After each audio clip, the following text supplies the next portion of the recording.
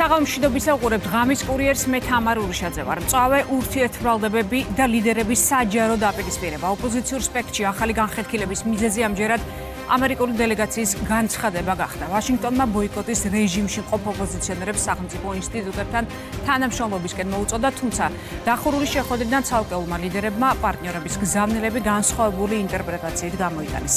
ელოს წევრი გრიგოლ გეგელია აცხადებს, რომ ამერიკელმა პარტნიორებმა ოპოზიციას ბოიკოტის გამო უსაყვედურეს, რის გამოც ახლების ლიდერი ნიკა გვარამია კოლეგას ტყუილში ადანაშაულებს. გეგელია მტკიცებულებად შტატების დელეგაციის ოფიციალურ განცხადებაზე მიუთითებს, სადაც წერია. ფუნქციონალური დემოკრატია საჭიროებს პოლიტიკურ ოპოზიციას, რომელიც სახელმწიფო ინსტიტუტებთან ურთიერთობს იმ მოქალაქეების ინტერესების წარმოსაჩენად, რომლებმაც მას ხმა მისცეს. პარალელურად დაპირისპირება ოპოზიციურ ალიანსშიც მელი აღმოჩნდა იმავე ჭაობში, სადაც უკვე არიან ოქროაშვილი, ბოკერიები და ზოგი სხვაც, დაწერა მიხეილ სააკაშვილმა. სოციალურ ქსელში, სადაც სააკაშვილია, იქ ქვეყნის ინტერესი არ არის, ეს კი ნიკა მელიას პასუხია. რა ხდება რეალურად ოპოზიციურ ალიანსში, რა გეგმა აქვს ნაციონალურ მოძრაობას, ჩვენ კითხვებს ანა წითლიძე უპასუხებს. ასევე ვისაუბრებთ, ვინ როგორ გაიგო და რას ნიშნავს ვაშინგტონის მკაფიო მინიშნება ბოიკოტის არაეფექტიანობაზე. რეალურად ვის მოედანზე ახლა ბურთი ამერიკა-საქართველოს ურთიერთობების გადაკვეთისთვის.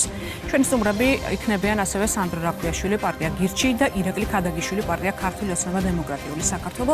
საუბარს კი დავიწყებთ ანა წითლიძესთან, რომელიც პირდაპირ ეთერში შემოგვერდება. მოგესალმებით, ხალბატონო ანა, მადლობა ჩართვისთვის. მადლობა თქვენ. ბოლო პერიოდში ოპოზიციურ ალიანსში დაპირისპირებამ უკვე უკიდურესად მწვავე ფორმა მიიღო და ეს პირდაპირ აისახება ლიდერების განცხადებებში. ჩვენ გვესმის კონკრეტული ბრალდებები, სადაც ერთმანეთს უწოდებენ მოღალატეს, პოლიტიკურ ჭაობს, მავნებელს, მატყუარას და ასე შემდეგ. გვითხარით, რა ხდება რეალურად ახლა ოპოზიციურ ალიანსში და რა შანსი რჩება ამ გაერთიანებას ასეთი კრიზისის ფონზე? მოგესალმებით, მადლობა შესაძლებლობისთვის. მე ვთქვი, რომ არაფერი ისეთი, რაც ხოცებს გულს გაუხარებს.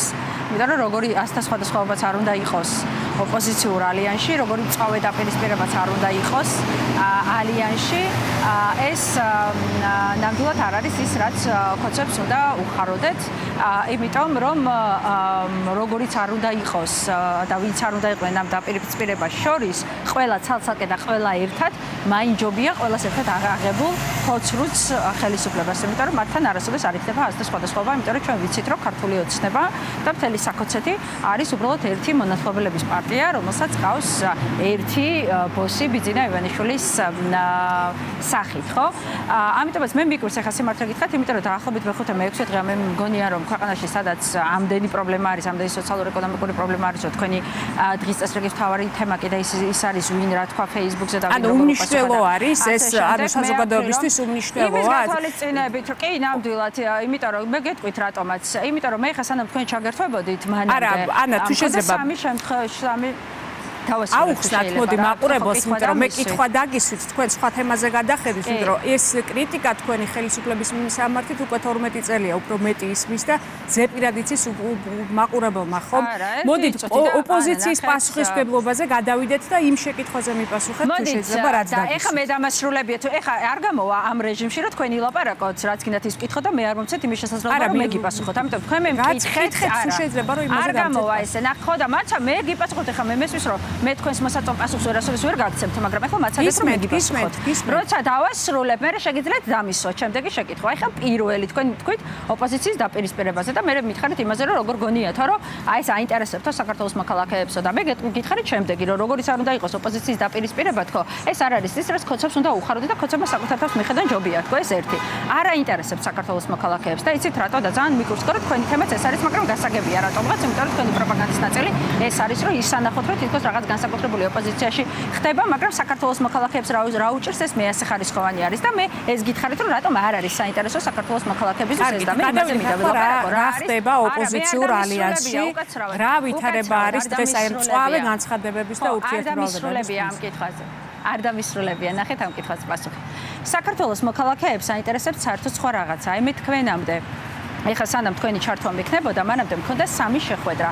თბილისში სხვადასხვა კატეგორიის ადამიანებთან, მრავალშვილიან ოჯახთან, პენსიონერებთან და ადამიანებთან, რომლებსაც ასევე ყავთ მძიმე ავადმყოფები და ვერ ახერხებენ წამლის ყიდვას. და ყველა ამ ოჯახში, სადაც მე მივედი, ყველა ეს ადამიანი მელაპარაკებოდა იმაზე, რომ მათ არ აქვთ იმის შესაძლებლობა, რომ წამლები უყიდონ საკუთარ შვილებს. არ აქვთ იმის შესაძლებლობა, რომ სკოლაში 5 ლარი გაატანონ შვილებს და სკოლაში ბავშვები ძალიან დიდი ნაწილი შიმშილობს და 35% არის შიმშილობს. მელაპარაკებოდნენ იმაზე, რომ 2012 წლიდან დღემდე 40%-ით გაძვირდა ელექტროენერგია ამ ქვეყანაში და აბა მოიკითხეთ. იმიტომ ხო არა, რომ მათ შორის ბიძინა ივანიშვილის მაინინგების ბიზნესი არის ქვეყანაში და ვიქტორ ჯაფარიძე არის მის წილში კიდე სვანეთში და სწორედ ამიტომაც რომ მაინინგების და კრიპტოვალუტების აი ეს ბიზნესი და კორუფციული გარიგებები აქვს საქართველოს მოქალაქეებს და მათ შორის თქვენს 40%-ით გაზრდილი ელექტროენერგიის საფასურის გადახდა გიწევთ. მელაპარაკებოდნენ იმაზე, რომ საწვავი ისე გაძვირდა ამ ქვეყანაში და თქვენ ხო გახსოვთ პროპაგანდა იმაზე, რომ მიხელ სააკაშვილს რომ იქონდა 2012 წელს თურმე 1 ლარი ბენზინიდან ჯიბეში და ეხა ვისმი აქვს მარტო საერთაშორისო განვითარებული პროესინი, რა ქვია, ვითარება და მოვლენები. და აი როგორ აპირებთ ამ პრობლემების მოგვარებას, რაზეც საუბრობთ ეხლა, როგორ აპირებთ აი დაპირისპირების ფონზე, რომელიც არსებობს და გაერთიანების გარეშე, რომელიც ნუ დღეს ყოველთვის ჩანს რომ ვერ შეძლო, ხო, ოპოზიციური. აი იმისთვის რომ საწვავი დაუბრუნდეს, იმ ნიშნულს მაინც რა ნიშნულიც ეს იყო, მაშინ ან არ გაქვთ პასუხი თუ არ გსურთ ამ თემაზე საუბარი? არა, პასუხობთ. ნახე, თქვენ მკითხეთ როგორ არ პასუხობთ, სხვა კითხვას მისვამთ და სხვა აბსოლუტურად სხვა თემაზე საუბრობთ და მოგეცით უკვე საშუალება და ბძანეთ თქვენ და მოდით გადავიდეთ ეს ხომ მიხარით როგორო ხო და არა ერთი წუთით კაცო ეხლა თქვენ ამ წუთას მე მკითხეთ რომ აპირებთ რომ საქართველოს მოქალაქეებს ეს პრობლემები მოუგვაროთო ერთიანობის გარეშე როგორც ვაპირებთ ხო რა მნიშვნელობა აქვს ერთიანობის გარეშე თუ ერთიანობით არანაირი მნიშვნელობა არ აქვს თავარი არის როგორ შეიძლება ამ პრობლემის მოგვარება ამ პრობლემის მოგვარება შეიძლება შემდეგნაირად რომ ქართულმა ოცნებამ გაანახევროს აქციზზე ფასი და დაუბრუნოს იმ ნიშნულს რა ნიშნულსაც ეს იყო ნაციონალური მოძრაობის დროს ეს ავტომატურად ნიშნავს 40%-ით უკვე გაიაფებას. მე მესმის ახლა რომ თქვენი ინტერესია რომ შემიყვანოთ იმაში ოპოზიცია იმას რას ელაპარაკებ ახლა ეს არის. არა, მე არსად არ შემყავხარ, ანა, უბრალოდ არის კრიზისი, ხო რეალურად. მე პასუხობთ რომ მე წავე განცხადებების მის ურთიერთმრავლობები და ამაზე ხო, აბა რას დაარქმევდით? ხო, ნახეთ, მე არ დავარქმევდი, მე ბევრჯერ მისაუბრია ამ თემასთან დაკავშირებით, მათ შორის ბოლო დღეების განმავლობაში არაერთხელ მისაუბრია, არაერთი კომენტარი გამიკეთებია ამასთან დაკავშირებით. ჩემი პოზიცია ამასთან დაკავშირებით არის ნათელი. იგივე პოზიციაზე ვრჩები, თუმცა მე არ ვთვლი რომ ეს არის ის თემა, რაზეც მე ხა ყოველდღურად უნდა ვილაპარაკო თან თქვენს ეთერში. არ ვთვლი, იმიტომ რომ იცით რატო არ ვთვლი? იმიტომ კი არა რომ რაღაცას თავს ვარიდებ და კიდევ ერთხელ ვიმეორებ, დარწმუნებული ვარ რომ ყველა ჩემი ეთერი დანახი გეკნება და ჩემს სწორ პოზიციასაც ნახავდით. იმიტომ რომ საქართველოს მოქალაქეების წინაშე დგას საერთოდ სხვა პრობლემები და მე მინდა საქართველოს მოქალაქეების პრობლემებზე ვილაპარაკო. გაზრდილ პროდუქტებზე, გაზრდილ ფასებზე ვილაპარაკო და იმაზე ვილაპარაკო. თვითონ ოპოზიციის ლიდერები ძალიან ბევრი მათგანი თითქმის ყველა თავის სოციალურ ქსელში საუბრობს ამ თემაზე. და თუ ესეთი უინტერესო თემა არის საზოგადოებისთვის, თუნდაც თქვენი ამომრჩევლისთვის, მაშინ რატომ ხდება ამ თემების განხილვა, ხო? კიდევ ერთხელ გეუბნებით, ნახეთ, კიდევ ერთხელ პასუხობთ, რომ ამასთან დაკავშირებით ძალიან ბევრი კომენტარი მიკეთებია. ხო და ჩვენ ეთერში ხო არ გამიკეთებიათ და კითხვაზე იქნებ მიპასუხოთ, ხო იცოდით გადაცემის თემა, რაზეც მოდიოდით. ეს არის ჩემი პასუხი. ეს არის ჩემი პასუხი. მე ვიცოდი რომ მიმდინარე მოვლენები იყო, მაგრამ აგერ გეუბნებით კიდე რომ ეს არის ჩემი პასუხი ამ თემასთან დაკავშირებით, რომ როგორი ასტასხვადასხვაობაც არ უნდა იყოს თუ ალიანსში, როგორი განსხვავებული პოზიციებიც არ უნდა ქონდეს. აი ამ ალიანსში ყოფნა როგორ გესახებათ თქვენ აი იმ ფონზე როდესაც თქვა ძალიან მარტივად, იმ პოლიტიკურ ძალასა, რომელიც თქვენ ლიდერს უწოდებს მოღალატეს მაგალითად. შეხედეთ, ჩვენ გვაქვს ერთი გამოკვეთილი, ძალიან გამოკვეთილი მიზანი. ნაციონალური მოძრაობა და მიხეილ სააკაშვილი არასოდეს არ უხელმძღვანელია რაღაცა პირადი ინტერესებით. ვინ ვიზე რა წარმოდგენა აქვს და ასე შემდეგ. ეხა პოლიტიკა არ არის ვიღაცაზე როგორი წარმოდგენა აქვს. პოლიტიკა არის საერთო ინტერესების თახვედრა და ჩვენი საერთო ინტერესი ყველასი არის ერთი, რომ დავამარცხოთ ხოც რუსული რეჟიმი. პოლიტიკურ სტანდარტზე გეკითხებით, თქვენთვის მისაღებია იმ ძალასთან ერთად თქვა ერთ ალიანსში ყოფნა, რომელსაც თქვა თქვენ უწოდებთ დაცემულს, თქვენი პარტიის ლიდერი ჭაობს. აი ამას გეკითხებით. შეხედეთ, ჩვენთვის მისაღებია ყველგან ყოფნა, რომელიც იქნება ბიძინა ივანიშვილის და ქართული ოცნების წინააღმდეგ. იცით რატო? იმიტომ რომ თუ ვინმე დღეს არის თავარი პრობლემა ამ ქვეყნის, ეს არის ბიძინა ივანიშვილი და ქართული ოცნება. თუ ვინმე ძარცვავს საქართველოს მოქალაქეებს, არის ბიძინა ივანიშვილი და ქართული ოცნება. თუ ვინმე აღარიბებს საქართველოს მოქალაქეებს, არის ბიძინა ივანიშვილი და ქართული ოცნება. თუ ვინმე იზოლაციაში ამყოფებს საქართველოს, არის ბიძინა ივანიშვილი და ქართული ოცნება. თუ ვინმე კორუფციის ჭაობში ჩააფლო ქვეყანა, არის ბიძინა ივანიშვილი და ქართული ოცნება. თუ ვინმე ბავშვებს არავს და თქვენ თავდაცვის მინისტრი გიზით ციხეში ქართული ოცნების, რომელიც ჯარს პარავდა და ბავშვებს პარავდა. ლილუაშვილი გიზიცის უფროსი, რომელიც გამოგიცხადეს 14 წლის განმავლობაში, რომ თურმე კოლ-ცენტრებით ძარცვავდა ევროპელ პენსიონერებს. ხარიბაშვილი გიზით, რომელიც ანუ კარგი, აი ამ თემაზე ბოლო კითხვას დაგისვამთ თუ შეიძლება. ამ თემაზე, აი ნახე რომ დავასრულებ, ანუ დაშლისკენ მიდის ალიანსი თუ ისევ ერთად ხართ, აი სად ხართ? ნახეთ, კიდევ გავდებით რომ თუ არ დამასრულებიებთ, ესე არ გამოვა, იმიტომ რომ კიდევ ვიმეორებ, მე მესმის თქვენი ინტერესი რა არის და თქვენი ინტერესი როგორც პროპაგანდისტული არხის არის ის რომ მე თქვენ მალაპარაკოთ ახლა ამ დაპირისპირებაზე. მე გეუბნებით რომ მე პასუხობთ ამაზე, რომ მე ჩემი პოზიცია ამასთან არ გვაქვს, რაც არის კითხვები საზოგადოებაში, აბსოლუტურად ლეგიტიმური აი ამ დაპირისპირების ფონზე ამ კითხვებს გისვამთ. და მე პასუხობთ რომ უფრო ლეგიტიმური კითხვები, რომლის გაშუქებისკენაც მას შორის თქვენ მოგიწოდებთ, არის ის რომ ახლა წამოხვიდეთ ჩემთან ერთად, თქვენს გადამღებ ჯგუფთან ერთად, მე მიგიყვანთ მრავალშვილიან ოჯახში, რომელსაც იმის ფული არ აქვს, რომ ბავშვს სკოლაში 5 ლარი გაატანოს და სკოლაში ჭამოს და ბავშვი შიმშილობს და გონებას კარგავს. და თქვენ კიდე მითხრათ ახლა რომ საქართველოს მოქალაქეებისთვის ამაზე უფრო მნიშვნელოვანი პრობლემა არის ის ალიანსში ვინ რა თქვა და ამაზე პასუხისმგებლობა ეკისრება ქართულ ოცნებას. ბავშვები რომ შიმშილობენ, კარგი, ნუ არ გინდათ თქვენ ამ თემაზე საუბარი, არ პასუხობთ შეკითხვებზე, მოდით მაშინ კითხავთ. ძარცვავს პასუხისმგებლობა ეკისრება ქართულ ოცნებას. მოდით კითხავთ მაშინ ამერიკის სახელმწიფო დელეგაციის ვიზიტზე და იმ შემდგომ განცხადებებზე, რომელიც მოისმინა საზოგადოებამ. ხო, აი დღეს მაგალითად მოვისმინეთ ჩვენ გრიგოლ გეგელიას განცხადება, თქვენი კოლეგის რელოს ერთ-ერთი წარმომადგენლის, რომელიც ამბობს, რომ ოპოზიციამ მიგო ერთგვარი საყვადური პარტნიორებისგან ბოიკოტის პოლიტიკის გამო. აი თქვენ რა სიტყვით, იყო საკითხი ასე დასმული მათი მხრიდან? მე ვერ დავითანხმები ამ შემთხვევაში გეგელიას ამ პოზიციას, იმიტომ რომ იმ ინფორმაციის გათვალისწინებით რა ინფორმაციებიც მე მაქვს ზოგადად საკითხი ყოველ შემთხვევაში არ ყოფილა დასმული და არ ვიცი საიდან მოდის ეს ინფორმაცია ნამდვილად, მაგრამ მე ერთი შემიძლია ზუსტად თქვა, რომ როგორიც არ უნდა იყოს ქართული ოცნების და ბიძინა ივანიშვილის რომ რაღაცნაირად დაალაგოს ამერიკასთან, ხო? იმიტომ რომ მათ ჩვენ გვესმის ახლა ძალიან ამერიკის საელჩოს განცხადებაზე გეკითხებით, რა შუაში არის ოცნება, სადაც წერია რომ საელჩოს ფუნქციონალური დემოკრატია საჭიროებს ოპოზიციას ინსტიტუტებში. ამაზე გეკითხებით. ვიცი, ოღონდ თქვენ კი და პასუხობთ და დამასრულებიეთ, ხო? ხო და დამასრულებიეთ, თუ ჩამეჩრებით ვერ დამასრულებიეთ და ვერ გაიგებთ რას პასუხობთ. ამიტომ ცდელობა იმისი, რომ ქართულმა ოცნებამ რაღაცა წარმოაჩინოს ისე, რომ ამერიკის შეერთებულ შტატებთან ალაგებს და ალაგდება იმის მიუხედავად, რომ ბიძინა ივანიშვილს ახლა ეს სასიცოცხლო ჭირდება, არის განწირული ძალიან მარტივი მიზეზის გამო.